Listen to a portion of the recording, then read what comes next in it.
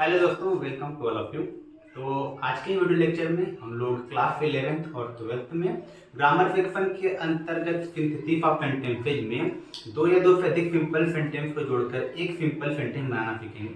और आज के वीडियो लेक्चर में जो हमारा टॉपिक होगा, यहाँ पर हम लोग यूज करेंगे या तो नाउन का या तो फ्रेज इन अपोजिशन का प्रयोग करेंगे दो या दो से अधिक वाक्यों को जोड़ने के लिए। तो इस टॉपिक को पढ़ाने से पहले फर्स्ट ऑफ ऑल मैं आपको बताना चाहूंगा कि एक्चुअल में ये जो अपोजिशन वर्ड है ये क्या होता है, इसे क्या कहते हैं, अपोजिशन का तात्पर्य क्या होता है। और पीछे के वीडियो में हम लोग जो पढ़ चुके हैं मैं उसको बता देता एक बार रिकॉल कर देता हूँ कि पीछे के वीडियो में हमने सिंपल सेंटेंस ही बनाना सीखा था। दो या दो से अधिक सिंपल सेंटेंसेज को जोड़कर सिंपल सेंटेंस बनाना सीखा था। जहाँ तक हम लोग जहाँ पर हमने इन्फिनेटिव, जिरंड और पार्टिसिपल के प्रयोग से और नॉमिनेटिव एब्सोल्यूट के प्रयोग से दो या दो से अधिक वाक्यों को जोड़ना सीख लिया था।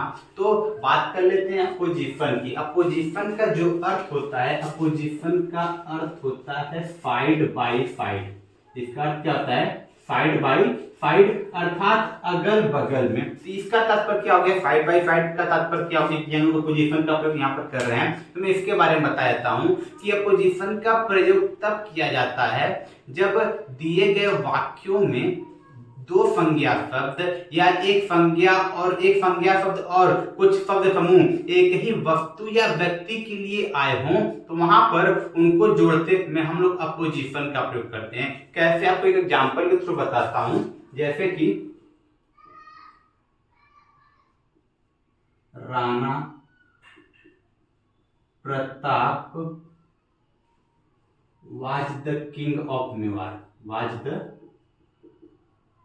king of Mewar.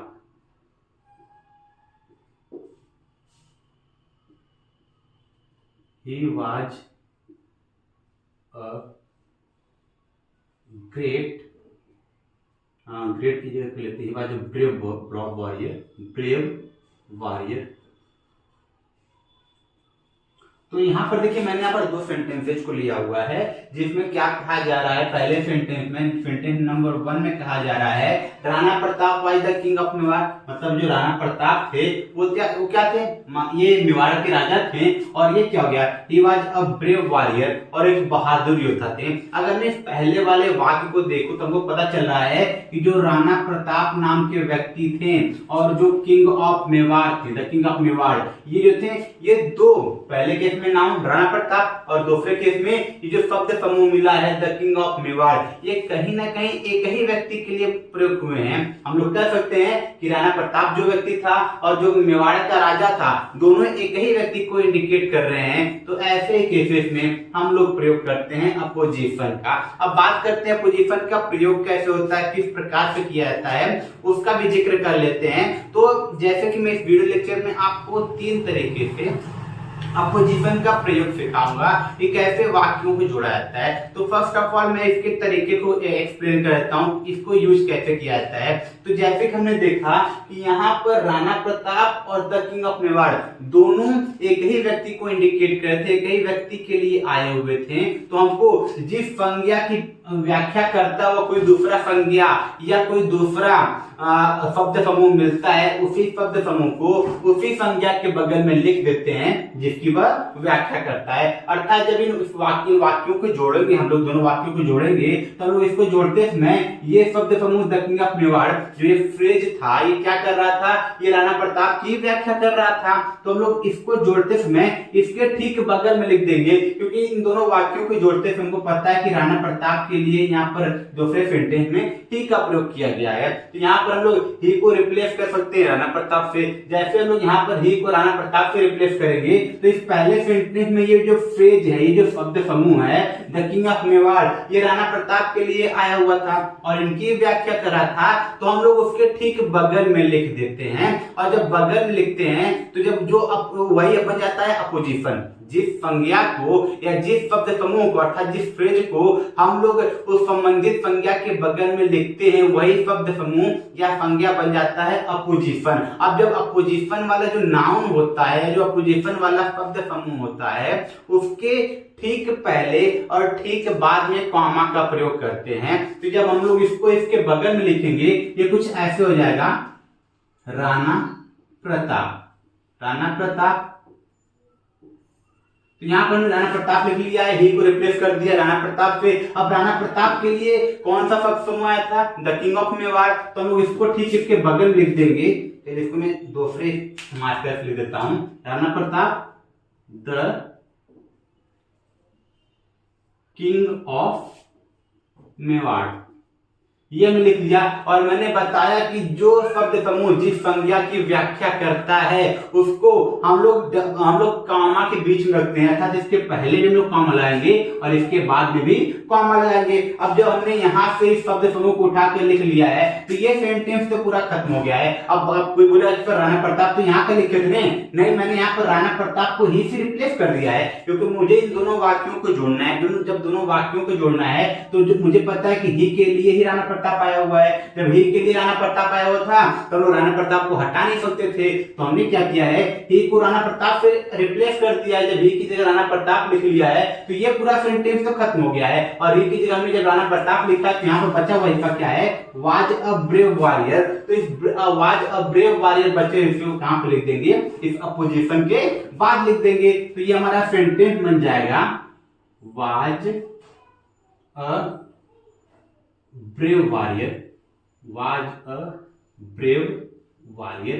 तो यहां पर हमने देखा कि हमने अपोजिशन का प्रयोग ठीक संज्ञा के बगल में किया है जिसकी वो व्याख्या किया है। तो हमेशा हमको इसी बात का ध्यान देना है कि जिस संज्ञा की व्याख्या करने वाला कोई शब्द समूह या दूसरी संज्ञा मिलती है तो संज्ञा या शब्द समूह को हम लोग उसी संबंधित संज्ञा के बगल में लिख देते हैं। और एक चीज का जो सबसे ज्यादा ध्यान देना होता है कि हमको वहां पर कॉमा का प्रयोग करना होता है। तो बात यहीं पर खत्म नहीं होती, अपोजिशन का मामला यहीं पर खत्म नहीं होता है। ये तो पहला प्रकार हो गया है। कुछ वाक्य हमको ऐसे भी मिलेंगे जहां पर एक ही संज्ञा की व्याख्या करते हुए दो संज्ञा या दो शब्द समूह मिल सकते हैं। कुछ वाक्य ऐसे भी मिल जाएंगे जहां पर हमारे पास नंबर ऑफ सेंटेंस 2 से अधिक हो जाए और वहां पर दो संज्ञा मिल जाए और दोनों संज्ञा के लिए अलग अलग अपोजिशन मिल जाए, अर्थात दो अलग अलग संज्ञा हो जाए और उन दोनों अलग अलग संज्ञा के लिए अलग अलग अपोजिशन वाले संज्ञा या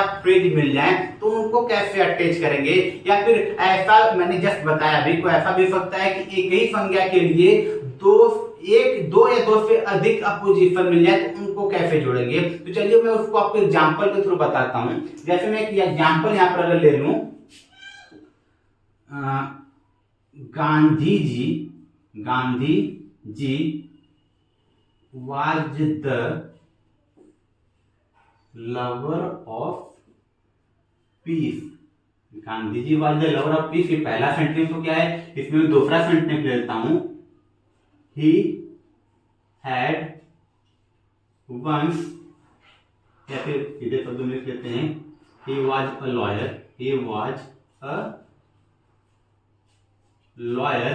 अब इसमें एक और सेंटेंस ले लेते हैं। देखिए नंबर 1 हो गया, यहाँ पर मैं दूसरा सेंटेंस ले लिया, यहाँ पर मैं तीसरा सेंटेंस ले रहा हूं, he preached non-violence। तो यहाँ पर मैंने क्या लिया है, 3 सेंटेंस लिया हुआ है। इन 3 सेंटेंस में हम लोग देखेंगे कि पहला सेंटेंस क्या है, Gandhi ji was the lover of peace, अर्थात गांधी जी शांति के प्रेमी थे।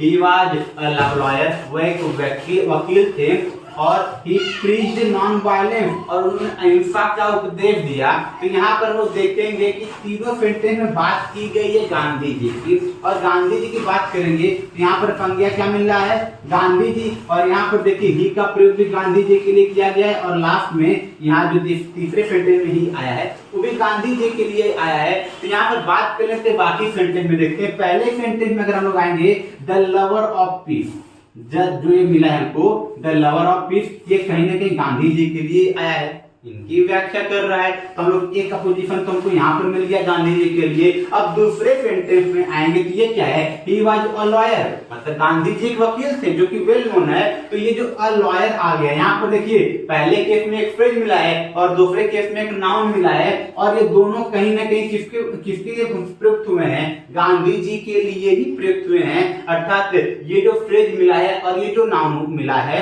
ये दोनों ही किसकी व्याख्या कर रहे हैं, गांधी जी की व्याख्या कर रहे हैं। और ही किसके लिए आया था, गांधी जी के लिए। तो लोग कह सकते हैं कि पहले सेंटेंस से द लवर ऑफ पीस और दूसरे सेंटेंस से अ लॉयर, इन दोनों को अपोजिशन बनाया जा सकता है, किसका, गांधी जी का। तो बात करें तीसरे सेंटेंस का क्या करेंगे, तो तीसरे सेंटेंस को हमको बेस सेंटेंस बनाना है। अर्थात यहाँ पर हम लोग इस सेंटेंस के सब्जेक्ट को ही को रिप्लेस कर देंगे गांधी जी से, और गांधी जी से रिप्लेस करने के बाद हमको बनाना है सिंपल सेंटेंस। जहां पर सिंपल सेंटेंस बनाना होता है वहां पर हमको एक नॉन फाइनाइट वर्ब का प्रयोग करना होता है। तो इसी तीसरे सेंटेंस का जो वर्ब है प्रीज्ड, इसको फाइनाइट वर्ब की तरह प्रयोग कर लेंगे। क्यों कर लेंगे, क्योंकि पहले सेंटेंस से हम लोगों ने ये फ्रेज उठा लिया है। जैसे ही फ्रेज को हटाया तो ये पूरा सेंटेंस तो खत्म हो जाएगा। और दूसरे सेंटेंस हमने ये भी उठा लिया है, अ लॉयर को, यहाँ से हम लोग इसको लिख लेंगे, ये भी पूरा सेंटेंस खत्म हो जाएगा। तो बचा तीसरा सेंटेंस। तीसरे सेंटेंस में हम लोग जो सब्जेक्ट ही दिख रहा है,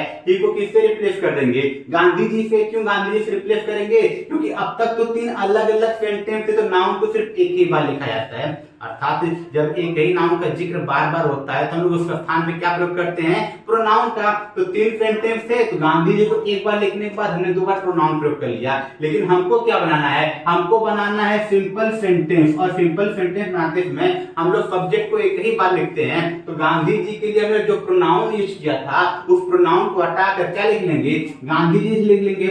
यहाँ पर हमने क्या कर लिया, गांधी जी लिख लिया है। अब गांधी जी लिखने के बाद हमको इनके लिए अपोजिशन क्या मिला है, एक मिला है द लवर ऑफ पीस, एक मिला है लॉयर। तो बात आती है इनको कैसे लिखा जाएगा। तो देखिए, जो तरीका मैंने ऊपर बताया था बिल्कुल तरीका वही रहेगा। बस करना क्या होगा, जब अपोजिशन की संख्या दो या दो से अधिक होती है उनको एंड से कनेक्ट करते हैं। तो यहाँ पर अपोजिशन हमको दो मिला है, तो इसको एंड से कनेक्ट कर लेंगे, और कॉमा तो लगेगा ही, यहाँ पर लाएंगे कॉमा। तो पहला अपोजिशन क्या है, the lover of piece, the lover of peace, ये हो गया। अभी अपोजिशन तो एक ही मिला है, गांधी जी के लिए एक और अपोजिशन था अ लॉयर। तो इसको कैसे कनेक्ट करेंगे, यहीं पर हम लगा देंगे कंजक्शन एंड, और यहाँ पर दूसरा अपोजिशन लिख देंगे अ लॉयर। ये हो गया। अब मैंने बताया था जो भी अपोजिशन आता है वो कॉमा के बीच में आता है, एक कॉमा अपोजिशन के प्रारंभ में और एक कॉमा अपोजिशन के लास्ट में। तो यहाँ पर मैंने उसको लिख लिया है। अब ये हमारा हो गया है, दोनों पोजीशन को लिखे कैसे लिखे हैं, एंड से कनेक्ट करके। तो ये बात हो गई। अब देखिए तीसरे सेंटेंस में बचा इसका क्या है, प्रीज्ड नॉन वायलेंस। तो यहाँ पर हम लिख लेंगे प्रीज्ड नॉन वायलेंस।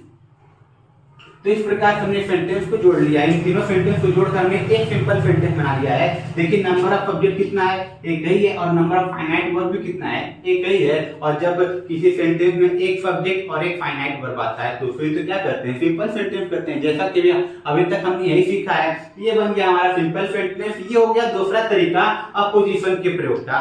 पहले तरीके में हमको क्या मिला कि संज्ञा के लिए एक ही शब्द फॉर्म मिला जो उसकी व्याख्या कर रहा था। दूसरे सेंटेंस में हमको क्या मिला कि एक ही संज्ञा के लिए दो अपोजिशन मिल गए हैं। अब क्या हो जाए कि यदि हमारे पास दो अलग अलग संज्ञा हो जाए, अर्थात दो अलग अलग व्यक्तियों या वस्तुओं के लिए हमको संज्ञा मिल जाए और उनके लिए अलग अलग अपोजिशन मिल जाए, तो क्या करेंगे।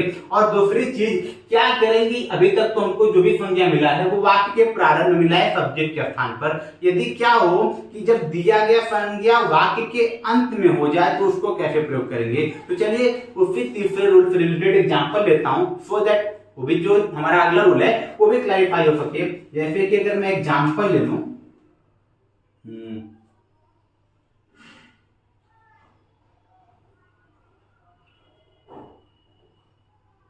Shahjahan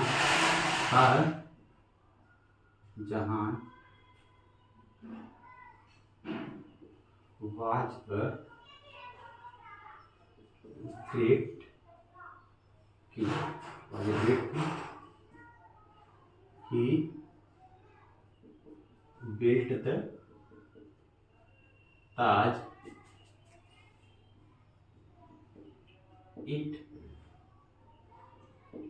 it is the finest, it is the finest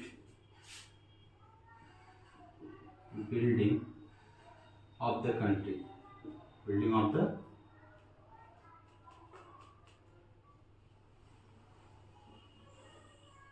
country. तो यहाँ पर मैंने एक और एग्जांपल लिया हुआ है। ये पहले एग्जांपल में क्या बोला, पहले सेंटेंस यहाँ पर जो एग्जांपल लिया गया है, पहला सेंटेंस है Shahjahan was a great king, मतलब शाहजहां एक महान राजा था। अगला सेंटेंस क्या है, ही बिल्ट द ताज, उसने ताज बनवाया, इस बार इसने ताज का निर्माण किया। It is the finest building of the country, ये देश की सबसे अच्छी बिल्डिंग में से एक है। तो यहाँ पर देखिए हमको क्या मिल रहा है, शाहजहां, शाहजहां के लिए हमको फ्रिज मिल रहा है अ ग्रेट किंग। हम लोग क्या सोचते हैं कि शाहजहां नाम का जो व्यक्ति था और जो अ ग्रेट किंग, ये दोनों शब्द कहीं न कहीं एक ही व्यक्ति के लिए आ रहे हैं। ये चाहे ये शाहजहां की बात कर ले चाहे अ ग्रेट किंग की, तो हम लोग क्या सोचते हैं ये शब्द समूह शाहजहां की व्याख्या कर रहा है, तो ये अपोजिशन बन जाएगा शाहजहां का। और यहाँ पर जो ही है वो शाहजहां के लिए ही आया था और आगे शाहजहां की कोई बात नहीं की जा रही है, तो इस ही को रिप्लेस कर देंगे किससे, शाहजहां से रिप्लेस कर देंगे। और शाहजहां से रिप्लेस जैसे ही करेंगे तो शाहजहां के लिए पोजीशन क्या है, अ ग्रेट किंग। तो इस पोजीशन के पिछले दो एग्जांपल की तरह शाहजहां के बगल में लिख दिया जाएगा। लेकिन बात ये खत्म नहीं होती है, हमको दिख रहा है कि जो दूसरा सेंटेंस में इसमें बात किया गया है द ताज की, तो ताज की बात किया गया है और ताज का प्लेस इस वाक्य में, दिए गए वाक्य में बिल्कुल अंत में आया हुआ है। अब ताज की बात की गई है और जो तीसरा सेंटेंस है it is the finest building of the country, तो जो the finest building of the country की जो फ्रेज मिला है ये किसके लिए मिला है, ये कहीं ना कहीं किसकी व्याख्या कर रहा है, द ताज की ही व्याख्या कर रहा है। अर्थात हमको यहाँ पर दो संज्ञा ऐसे मिले हैं अलग अलग, जिनके अपोजिशन भी अलग अलग है। शाहजहां के लिए अपोजिशन क्या मिला, अ ग्रेट किंग, और ताज के लिए पोजीशन क्या मिला, the finest building of the country. तो दो अलग अलग संज्ञा और दो अलग अलग अपोजिशन है, तो करना क्या होगा, जिस संज्ञा की व्याख्या जो अपोजिशन कर रहा है उनको ठीक उसके बगल में लिखेंगे। बस लिखते समय ध्यान देना है कि शाहजहां तो वाक्य के प्रारंभ में आएंगे तो ये अपोजिशन तो दो कॉमा के बीच में रहेगा, लेकिन जब द ताज लिख देंगे, द ताज लिखने के बाद इससे रिलेटेड अपोजिशन को लिखा जाएगा, क्योंकि ताज का स्थान वाक्य के बिल्कुल लास्ट में है, इसलिए यहाँ पर जो कॉमा का प्रयोग होगा वह द ताज के तुरंत बाद तो करेंगे, अर्थात जो अपोजिशन लिखेंगे उसके तुरंत पहले, ठीक पहले अपोजिशन कॉमा तो आएगा, लेकिन लास्ट में कॉमा का प्रयोग नहीं करेंगे। क्यों नहीं करेंगे, चलिए इसको जोड़ते समझा रहा हूं मैं। जैसे कि हम लोग इसको जोड़ रहे हैं, मैंने बताया यहाँ पर ही किसके लिए आया था, शाहजहां के लिए, यहाँ पर मैं लिख लेता हूं शाहजहां, शाहजहां। अब इसके लिए क्या अपोजिशन मिला है, अ ग्रेट किंग, तो इसको किसके अंतर्गत लिख देता हूं मैं, कॉमा के अंतर्गत। तो यहां पर क्या हो जाएगा, शाहजहां अ ग्रेट किंग। तो देखिए अब यहाँ पर अ ग्रेट किंग आया था शाहजहां के लिए, या पोजीशन के रूप में पहले कॉमा आ गया और बाद में कॉमा आ गया, क्योंकि इसके बाद हमें और शब्द लिखने हैं। इसके बाद और शब्द लिखने, तो शब्द क्या है, देखिए बेस सेंटेंस में इसको बना रहा हूँ, इसको बना रहा हूँ क्योंकि इसी में दोनों संज्ञा से रिलेटेड शब्द आए हुए हैं। यहाँ पर ही शाहजहां के लिए आया हुआ है और जो अगला पोजीशन मिला है, अगले पोजीशन के जो नाउन है ताज, वो भी यहीं पर आया हुआ है। तो इसी को बेस सेंटेंस बनाएंगे, अर्थात के ही सब्जेक्ट और इसके वर्ब को फाइनाइट वर्ब बनाएंगे। और बाकी जो दो सेंटेंस मिल रहे हैं वहां मैंने अपोजिशन वाला हिस्सा उठा लिया है, ही जो कि शाहजहां के लिए आया था, शाहजहां के लिए अपोजिशन अ ग्रेट किंग था, तो मैंने यहाँ पर अ ग्रेट किंग पहले सेंटेंस ले लिया है। और अगले सेंटेंस में द ताज के लिए जो तीसरा सेंटेंस था उसके लिए अपोजिशन क्या मिल गया है, the finest building of the country. तो तीसरे सेंटेंस में ये अपोजिशन आ जाएगा किसके लिए, द ताज के लिए। तो यहाँ पर हमने शाहजहां लिख दिया ही की जगह और अ ग्रेट किंग लिख दिया अपोजिशन ग्रुप में शाहजहां की, क्योंकि ये इसकी व्याख्या कर रहा था। अब यहाँ पर वर्ब क्या है, बिल्ड, ये लिख लिया हमने, बिल्ट द ताज, द ताज। अब यहाँ पर ये सेंटेंस तो पूरा हो गया है, लेकिन एक तीसरे सेंटेंस का क्या करें, तो जैसा कि मैंने बताया कि जो तीसरा सेंटेंस है यहाँ पर ये पोजीशन है, ये पूरा जितना मैंने अंडरलाइन किया हुआ है ये पूरा पोजीशन है। किसका पोजीशन है, द ताज का पोजीशन है। और तो यहाँ पर लोग लिख लेंगे the finest building of the country, finest building of the country. अब देखिए यहाँ पर मैंने लिख दिया कंट्री के बाद यहाँ फुल स्टॉप है, यहाँ पर लगाएंगे फुल स्टॉप। फुल स्टॉप क्यों लगाएंगे? अब कुछ लोग बोल सकते हैं कि सर यहाँ पर किंग के बाद भी तो फुल स्टॉप था। तो देखिए दोनों में फर्क क्या है, ये भी अपोजिशन बना है, ये भी अपोजिशन बना है कंट्री तक। फर्क इतना सा है, ये जिसका अपोजिशन बना है शाहजहां का प्रयोग किया गया वाक्य के प्रारंभ में। अब जब वाक्य के प्रारंभ में कोई नाम आता है तो उसके लिए जो भी अपोजिशन आता है उसके लिए 2 कॉमा का प्रयोग करते हैं। लेकिन यहाँ पर जब द ताज की बात करेंगे, द ताज का प्रयोग इस सेंटेंस में वाक्य के अंत में हुआ है और इसके बाद फुल स्टॉप आया हुआ है। तो जब ऐसे नाउन के लिए कोई अपोजिशन आता है जो वाक्य के बिल्कुल अंत में हो तो उस अपोजिशन के पहले तो कॉमा को लगाते हैं, लेकिन उसके लास्ट में क्या लगाते हैं? फुल स्टॉप लगाते हैं। तो ये रहा हमारे 3 नियम अपोजिशन से रिलेटेड। उम्मीद करता हूं, आशा करता हूं तो आपको ये तीनों रूल से रिलेटेड एग्जांपल और कैसे इनको यूज करते हैं वो समझ में आया होगा। तो चलिए तब तक के लिए आज की वीडियो में समाप्त करता हूं। अगली वीडियो में मैं इन्हीं रूल से रिलेटेड कुछ एग्जांपल्स को लेकर आऊंगा जहां पर हम लोग एग्जांपल्स को फॉलो करेंगे। तब तक के लिए टाटा बाय बाय।